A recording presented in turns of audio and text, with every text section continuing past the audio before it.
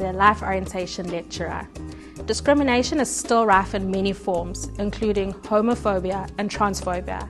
And as we discussed in our last session on respecting diversity, discrimination is fueled by prejudice, and prejudice is fueled by ignorance. So today we're going to be discussing the LGBTQ community and the sexual orientation and gender identity spectrum.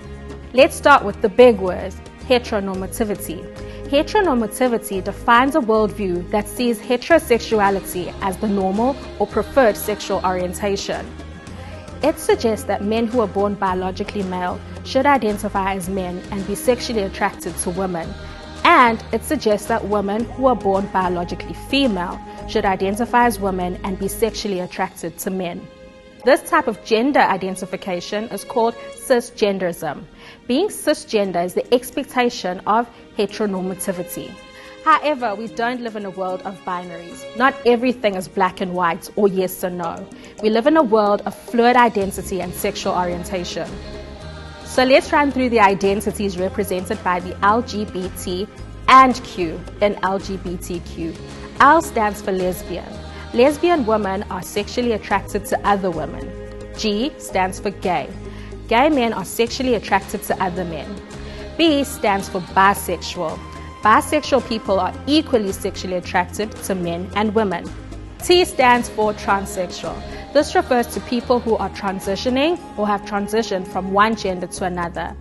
A trans man is a biological female who's transitioned to a man, and a trans woman is a biological male who has transitioned to a woman. Q stands for queer, which is a broad term for all gender minorities who are not cisgender.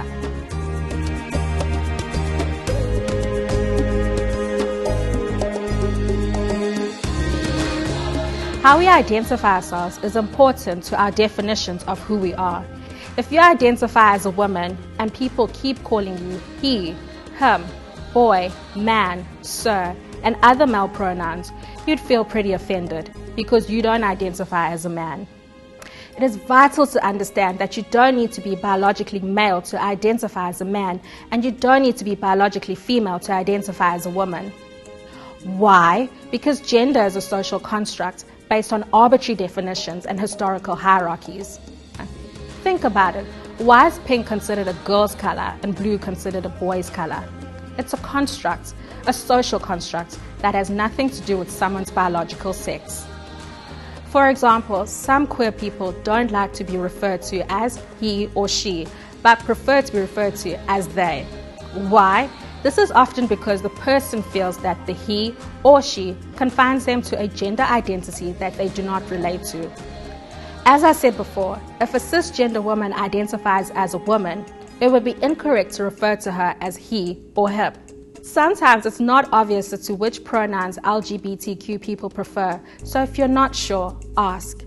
The question, which pronoun do you prefer, is an important show of respect to any LGBTQ friend, colleague, stranger, or acquaintance. The LGBTQ community has historically faced persecution, being labeled as sinful, mentally ill, or confused. But these are all hurtful and discriminatory beliefs and are deeply offensive. No one chooses their gender identity or sexual orientation in the same way that people don't choose their race or where they were born. Anti-LGBTQI discrimination can take the form of physical and verbal bullying.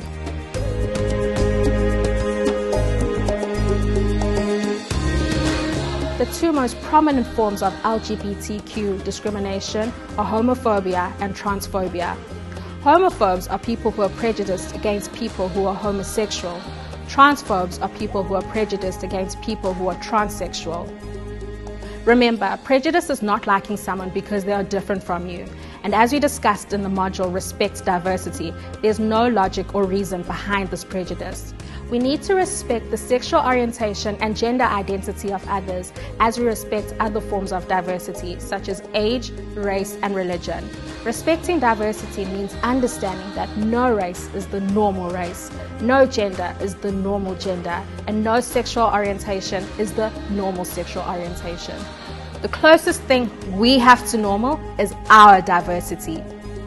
The more we open ourselves to learning and understanding sexual orientation and gender identities, the more we learn about the world in general. By learning about those who are different from us, we gain access to new knowledge, new ideas, and a new, more informed perspective of the world we live in.